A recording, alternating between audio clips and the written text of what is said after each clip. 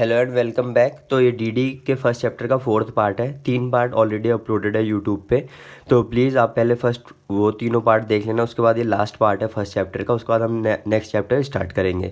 तो हमारा आज का पहला टॉपिक है significance of corporate compliance management. तो कॉर्पोरेट कंप्लायंस मैनेजमेंट बनाने से के फ़ायदे क्या हैं, और उसका मतलब एक तरीके से आप बेनिफिट्स बोल सकते हैं या फिर उसकी इंपॉर्टेंस यानी कि सिग्निफिकेंस क्या है। सबसे पहले go to the extra mile. Company एक एक्स्ट्रा माइल चल सकती है अगर वो कंप्लायंस मैनेजमेंट सिस्टम को बनाएगी और उसको फॉलो करेगी। सेकंड है likely to avoid stiff personal penalties both monetary and imprisonment. मतलब जो पेनल्टीज़ हैं, मतलब मॉनेटरी टर्म्स में भी या फिर और फिर मतलब जेल यानी कि इम्प्रिजनमेंट से भी आप बच सकते हैं। उसके बाद हेल्थी रिटर्न्स मिलेंगे आपको, क्योंकि सारे कंप्लाई अगर टाइमली फॉलो होंगे तो कंपनी फोकस कर पाएगी अपने ऑब्जेक्टिव्स को अचीव करने में। इसलिए कंपनी की रिटर्न की एबिलिटी जो है वो इंक्रीज़ हो जाएगी रिटर्न गेन करने की। फिर ये safety valve against unintended non compliances prosecutions etcetera. अगर आपके ऑर्गेनाइजेशन में कंप्लायंस मैनेजमेंट सिस्टम होगा तो आपको टाइमली पता चल जाएगा कि कौन से कंप्लायंसेस कब करने हैं। तो इसीलिए एक ये सेफ्टी वाल्व की तरह काम करेगा, जो कि आपके अनइंटेंडेड नॉन कंप्लायंसेस से आपको बचाएगा, मतलब टाइमली आपको कंप्लायंस करने में हेल्प करेगा। क्योंकि कंप्लायंस मैनेजमेंट सिस्टम आपको बता देगा कि आपकी ये कंप्लायंसेस ड्यू हैं और इस डेट को ड्यू हैं, तो आपको वो ऑलरेडी पता चल जाएगा। तो उस हिसाब से आप अपने कंप्लायंसेस को मैनेज कर सकते हो टाइमली। बेटर ब्रांड इमेज, आपकी ब्रांड इमेज इंप्रूव होगी। एनहेंस क्रेडिबिलिटी और क्रेडिटवर्थीनेस, मतलब क्रेडिबिलिटी से मतलब ये एक तरीके से गुडविल बोल सकते हो, और क्रेडिटवर्थीनेस का मतलब ये है कि बैंक्स आपको और मतलब अदर इंस्टीट्यूशंस, फाइनेंशियल इंस्टीट्यूशंस जो है आपको इजीली लोन मतलब दे देंगे अगर आपको फ्यूचर में कभी भी लोन की ज़रूरत पड़ती है कंपनी को, तो उनकी क्रेडिटवर्थीनेस इंक्रीज होती है इससे। फिर उसके बाद goodwill among the share holders, share holders की नज़र में भी आप अच्छे बनते हैं, इन्वेस्टर्स और स्टेक होल्डर्स की नज़र में भी। फिर recognition as good corporate citizen, good corporate citizen भी कहलाए जाएंगे आप। और गुड कॉर्पोरेट सिटीजन मतलब इसलिए क्योंकि आप गवर्नेंस को कंप्लाई कर रहे हैं, कंप्लायंसेस को फॉलो कर रहे हैं, इसलिए एक कंपनी एक गुड कॉर्पोरेट सिटीजन मानी जाएगी। नेक्स्ट टॉपिक है apparent, adequate and absolute compliances. ये बहुत ही इंपॉर्टेंट टॉपिक है, एग्जाम में इससे कई बार मल्टीपल क्वेश्चंस बन जाते हैं मल्टीपल अटैम्प्ट्स में, तो इसीलिए आपको अच्छे से समझना है apparent, adequate and absolute compliances क्या होते हैं। तो सबसे पहली बात है corporates are expected to comply with the regulatory prescriptions in their true letter and spirit. मतलब हर एक कॉर्पोरेट है, मतलब हर एक कंपनी से एक्सपेक्ट किया जाता है कि वो कंप्लायंसेस जो है वो ट्रू लेटर एंड स्पिरिट में फॉलो करें। लेटर एंड स्पिरिट का मतलब ये है, लेटर मतलब ये होता है जो लिखा हुआ है लॉ में उससे, और स्पिरिट मतलब सच्ची भावना से।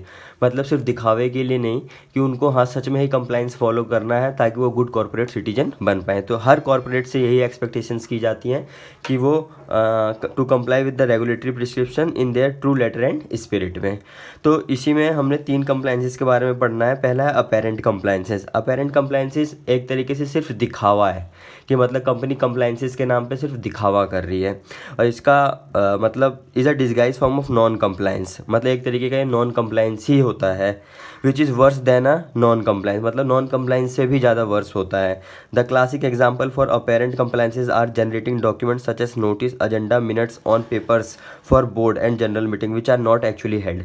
तो अपेरेंट कंप्लायंस में जैसे मैंने बोला कि सिर्फ दिखावा है, तो कंपनीज क्या करती हैं कि बोर्ड मीटिंग हेल्ड भी नहीं करती, फिर भी उसके मिनट्स, पेपर्स और एजेंडा नोट्स और अटेंडेंस रजिस्टर्स, मतलब जितने भी डॉक्यूमेंट्स बोर्ड मीटिंग से और जनरल मीटिंग से रिलेटेड होते हैं वो सारे प्रिपेयर करती है, जबकि एक्चुअली में बोर्ड मीटिंग और आपका जनरल मीटिंग हेल्ड ही नहीं होती।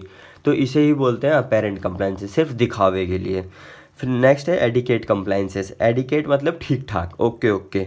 इस कंप्लाइज इन लेटर, लेटर मतलब जो लिखा हुआ है, मतलब जो एक्ट में और जो लॉ में लिखा है उससे तो कंप्लायंसेस कर लेते हैं, बट लेकिन स्पिरिट नहीं होती, सिर्फ लेटर होता है। Is compliance in letter, the aspects specified in law are complied in letters without getting into the spirit of the law.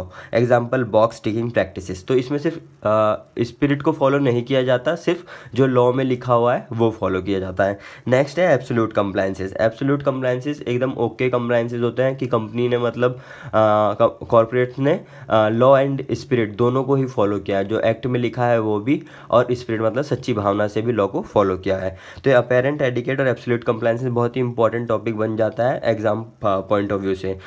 इस अटेम्प्ट में क्वेश्चन आया था इस लाइन के ऊपर, good corporate governance demands compliance level that match the intentions of legislature, expectations of stakeholders and requirements of regulators. The compliance is however generally found to fall in three categories, that is apparent, adequate, compliance and absolute.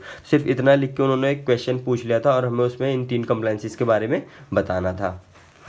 तो हमारा next topic है secretarial audit and compliance management system. तो the compliance system and process in a company are dependent mainly on the following factors. किसी भी company के compliance system इन factors पे depend करते हैं। नेचर ऑफ बिजनेस, कंपनी का बिजनेस क्या है, ज्योग्राफिकल डोमेन क्या है कंपनी का, साइज़ क्या है कंपनी का, किस ज्यूरिसडिक्शन में कंपनी फॉल करती है, लिस्टेड है या नहीं है, रेगुलेटरी अथॉरिटीज़ कौन कौन सी हैं, नेचर क्या है कंपनी का, प्राइवेट, पब्लिक, गवर्नमेंट कंपनी। इस हिसाब से ही कंपनी के कंप्लायंसेस का अंदाज़ा लगाया जा सकता है कि उनमें कौन कौन से कंप्लायंसेस एप्लीकेबल होते हैं। तो based on the above point, secretarial auditor constitute a broad idea about the desired system and process to be adopted by company. तो इन पॉइंट्स को देख के ही सेक्रेटेरियल ऑडिटर कंसिडर कर पाता है कि कंपनी को कौन सा कंप्लायंस सिस्टम अडॉप्ट करना चाहिए। तो आजकल तो क्या होता है कि कंपनी काफ़ी सारे मतलब अच्छे अच्छे सिस्टम्स को इम्प्लीमेंट कर रहा है ताकि वो कंप्लायंस को अच्छे से मैनेज कर पाए। तो nowadays most of the large companies have adopted ERP systems to cater to their complex operations. In many cases compliance systems becomes a part of these modules. तो बेसिकली सेक्रेटेरियल ऑडिट जब secretarial auditor करता है तो ये सारे factors को ध्यान में रखता है और समझने की कोशिश करता है कि कंपनी को कौन सा कंप्लायंस स्ट्रक्चर फॉलो करना चाहिए, सो दैट कंपनी को अननेसेसरी डिले ना हो और कोई मतलब फाइन और पेनल्टी ना लगे। At corporate level monitoring of such complex web of compliances are generally made on a back to back mechanism. In such cases boards reporting on compliances are made on the basis of reports certification provided by field level management. As a better compliance structure, in such cases it is desired to have an internal checking mechanism about the quality of such report either on regular basis or sample basis. तो internal check भी एक तरीके का आपका compliance को enhance करने का, compliance को प्रमोट करने का एक तरीका है, क्योंकि अगर आपकी कंपनी में इंटरनल चेक होंगे तो आपके जो गलती करने की स्कोप है वो बहुत ही लिमिटेड हो जाएंगे, क्योंकि आपको इंटरनली ही पता चल जाएगा कि आप कहाँ पर लैग कर रहे हैं और कहाँ पर आपको रिक्वायरमेंट है इम्प्रूवमेंट की। तो हमारा नेक्स्ट टॉपिक है role of company secretaries in compliance management. तो एक कंपनी सेक्रेटरी का कंप्लायंस मैनेजमेंट में क्या रोल है। तो जैसा कि आपको पता है कंपनी सेक्रेटरी बेसिकली लॉज को ही केटर करता है। कंपनी के अंदर सारे लॉ का कंप्लायंस करना, टाइमली करना और लॉ को कंप्लाई करना कंपनी सेक्रेटरी का ही काम है।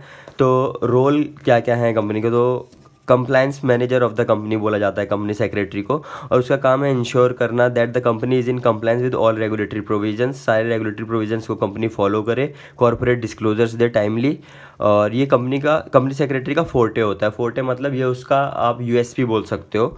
तो ये उसी का ही मेन रिस्पॉन्सिबिलिटी है कंप्लायंस को मैनेज करने की। Companies act 2013 and SEBI LODR regulation 2015 spells out elaborately on various aspects of disclosures which are to be made by the company such as contingent liabilities, RPT, proceeds from IPO, remuneration of directors and various details giving the threats, risk and opportunities and management discussion and analysis report in the corporate governance report के section में एक management and discussion and analysis report का भी section होता है। तो उसमें ये सारी चीज़ें बताई जाती हैं। फिर उसके बाद company secretary has to ensure that these disclosures are made to shareholders and other stakeholders in the true letter and spirit. जैसे कि मैंने अभी बताया आपको कि ट्रू लेटर एंड स्पिरिट से ही लॉ को फॉलो किया जाना चाहिए। तो इसी तरीके से कंपनी सेक्रेटरी इंश्योर करे कि जो भी डिस्क्लोजर्स कंपनी दे रही है वो ट्रू लेटर एंड स्पिरिट में दे रही हो। The advisory services of the company secretary is impacted to all components and activities of the compliance framework. As the business receives 1 point specialized support and advice to help manage its compliance risk more effectively. अगर company secretary मतलब अपने role को अच्छे से निभाएगा तो वो company जो होगी वो रिस्क को अच्छे से मतलब हैंडल कर पाएगी, टैकल कर पाएगी, क्योंकि जो कंप्लायंस नॉन कंप्लायंसेस के रिस्क होंगे उससे कंपनी बच जाएगी। क्योंकि अगर कंपनी सेक्रेटरी रिस्पॉन्सिबिलिटी अच्छे से नटशेल या मतलब अपना रोल अच्छे से निभाएगा तो ऑब्वियसली कंपनी कंप्लायंट कंपनी होगी, उसको तो फिर जो नॉन कंप्लायंसेस के रिस्क हैं वो फेस नहीं करने पड़ेंगे। In nutshell the company secretary is the professional who guides the board and the company in all matters, render advices in terms of compliance and ensures that board procedures are duly followed. Board procedures guys वो होता है जैसे कि board meeting हो गया, secretarial standard follow करना हो गया, ये सारी चीज़ें बोर्ड प्रोसीजर के अंदर आती हैं। Best global practices are brought in and the organization is taken forward towards and good corporate citizenship. तो जितनी ही कंपनी कंप्लाइंट कंपनी होगी उतनी ही ज़्यादा वो गुड कॉर्पोरेट सिटीजनशिप की तरफ अग्रसर होगी। तो आई होप आपको ये पॉइंट भी अच्छे से समझ में आया होगा। असर्टेनिंग कॉर्पोरेट कंप्लायंस फ्रेमवर्क, मतलब कोई भी कंपनी ये इंश्योर कैसे करेगी कि उसके यहाँ कॉर्पोरेट कंप्लायंस फ्रेमवर्क अब सही से इस्टेब्लिश हुआ है या नहीं हुआ। सबसे पहले, are you aware of all important laws applicable to your organization. सबसे पहले हमें ये पता करना होगा कि आप मतलब जितने भी लॉ एप्लीकेबल होते हैं कंपनी के अंदर आप उनसे अवेयर हैं या नहीं हैं। Second, how do you prevent track legal non compliances, आप कैसे प्रिवेंट करेंगे और ट्रैक करेंगे जो नॉन कंप्लायंसेस है उनको। Are you confident while signing the legal compliance declaration, तो अगर आप कॉन्फिडेंट हैं लीगल कंप्लायंस डिक्लेरेशन की हाँ कंप्लाई हुआ है, तो कॉन्फिडेंट होंगे तो आपको ये पता होगा कि कंप्लाई हो रहे हैं लॉ, इसीलिए आप कॉन्फिडेंट होंगे। Does your organization have a compliance officer, क्या आपका ऑर्गेनाइजेशन में कंप्लायंस ऑफिसर है। Who tracks legal cases in your organization, और ऑर्गेनाइजेशन के अंदर लीगल केसेस कौन ट्रैक करता है। अगर इसमें 5 पॉइंट है तो ये भी एक इंपॉर्टेंट टॉपिक बन जाता है एग्जाम के लिए। तो असर्टेन कर सकते हैं हम ऐसे कि कॉर्पोरेट कंप्लायंस फ्रेमवर्क मतलब सही से एस्टेब्लिश हुआ है या नहीं हुआ। तो इन सारे पॉइंट्स को हम कंसिडर करेंगे। Risk profiling of a company में इंक्लूड द फॉलोइंग रिस्क, अब हम रिस्क प्रोफाइलिंग की बात कर रहे हैं इसमें। तो रिस्क प्रोफाइलिंग में इंक्लूड द फॉलोइंग रिस्क मतलब ये रिस्क इंक्लूड हो सकते हैं किसी कंपनी के अंदर। सबसे पहला business risk management, business risk management include हो सकता है। दूसरा है बिजनेस एथिक्स फ्रेमवर्क। थर्ड है internal audit and financial integrity, legal compliance framework. फिर उसके बाद है fraud risk management, business continuity, succession planning, management operational review. तो इन फैक्टर्स को कंपनी को ध्यान में रखना है जब वो अपनी रिस्क प्रोफाइलिंग करेगी। तो इन मेन हेड्स को वो ध्यान में रखते हुए कंसिडर करते हुए ही अपने कॉर्पोरेट कंप्लायंस फ्रेमवर्क की स्ट्रक्चर करेगी अकॉर्डिंगली।